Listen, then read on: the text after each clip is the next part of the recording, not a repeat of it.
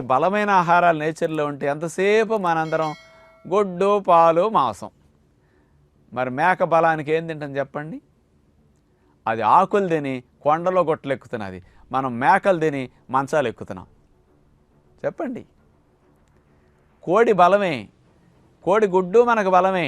మరి కోడి బలానికి తినే దాన ఏంటి చెప్పండి? దాని ఆహారం ఏంటి? అది గుడ్డులు తిని మాంసం తిని బలంగా గుడ్లు పెట్టిందా? దాని కండ బలానికి అది కూడా మాంసం తిందా? అది తినేది గింజలు.